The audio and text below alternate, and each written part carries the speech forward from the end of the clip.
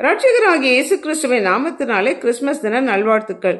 இன்றைய நாள் தியானத்துக்காக தேர்ந்து கொள்ளப்பட்ட வேத வசனம் லூக்கா எழுதின சுவிசேஷம் 2வது அதிகாரம் 10வது வசனம். தேவதூதன் மேய்ப்பர்களை நோக்கி, பயப்படாதிருங்கள், இது எல்லா ஜனத்துக்கும் மிகுந்த சந்தோஷத்தை உண்டாக்கும் நற்செய்தி உங்களுக்கு அறிவிக்கிறேன் என்றான். எல்லா ஜனத்துக்கும் மிகுந்த சந்தோஷத்தை உண்டாக்கும் நற்செய்தி.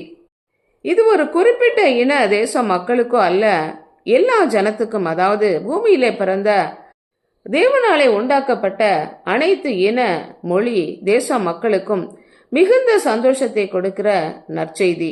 அந்த நற்செய்தி என்ன?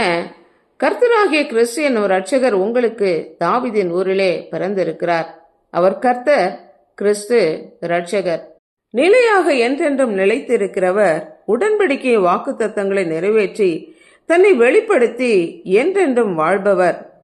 கிறிஸ்து அவரை அபிஷேகம் பண்ணப்பட்ட மேசியா, மீட்பர், இரட்சகர், விடுவிக்கிறவர், காப்பாற்றுகிறவர், பாதுகாக்கிறவர்.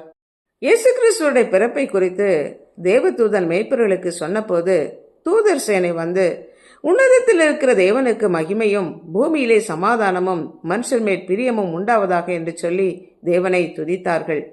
இயேசு கிறிஸ்துடைய பிறப்பு பரலோகத்துக்கும் பூமிக்கும் ஒரு தொடர்பை உண்டு பண்ணுகிறது. அதாவது உன்னதத்திலே தேவனுக்கு மகிமை, பூமியிலே சமாதானம், மனுஷர்கள் மேல் பிரியம் உண்டாகிறது. சமாதானம் என்றால் என்ன? வெளியிலே நடக்கிற காரியங்களை குறித்தல்ல, உள்ளான மனதிலே அமைதி, தெளிந்த சலனமற்ற நீரோடை போன்ற சமாதானம். இந்த சமாதானம் ஒரு மனிதனுக்குள்ள வேண்டும்.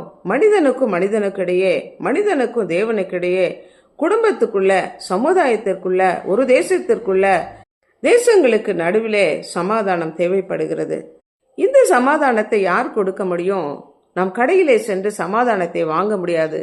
யாரிடத்தில் சமாதானம் இருக்கிறதோ அவர் மாத்திரமே இந்த சமாதானத்தை நமக்கு கொடுக்க முடியும். அவரே சமாதான பிரபு, சமாதான காரணர், சமாதான கர்த்தர், சமாதானத்தின் தேவன், சமாதானத்தின் ராஜா.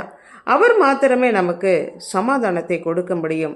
என்னுடைய சமாதானத்தை உங்களுக்கு வைத்து போகிறேன், நான் கொடுக்கிற சமாதானத்தை உங்களிடத்திலிருந்து யாரும் எடுத்துக்கொள்ள முடியாது என்று தேவன் சொல்லி, உயிர்த்தெழுந்த பிறகு சீடர்களை பார்க்கும் பொழுதெல்லாம் உங்களுக்கு சமாதானம் உண்டாவதாக என்று சொல்லி வாழ்த்தினார். ஆண்டவராகிய இயேசு கிறிஸ்து நமக்கு பாவ மன்னிப்பை அருளி செய்ததுனால, பாவம் மன்னிக்கப்பட்டதுனால, குற்ற உணர்ச்சி நீங்கினதுனால நமக்கு சமாதானம். எதிர்காலத்தை குறித்த பயம் இல்லாதபடி கர்த்தர் எல்லாவற்றையும் பார்த்து கொள்வார் என்கிற அவர் மேல உள்ள நம்பிக்கையினாலே நமக்கு சமாதானம்.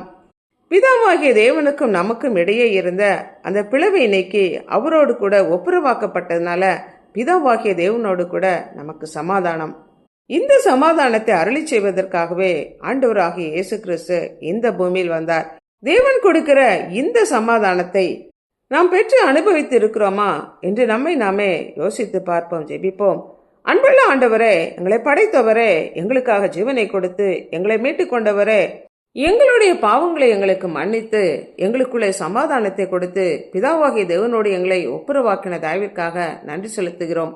சக மனிதர்களை நேசித்து கூடுமானால் எல்லா மனிதரோடும் சமாதானமா இருக்க நாடுங்கள் என்ற வசனத்தின்படியாக சமாதானத்தை காத்துக்கொள்ளத்தக்கதான கிருபை தாங்க.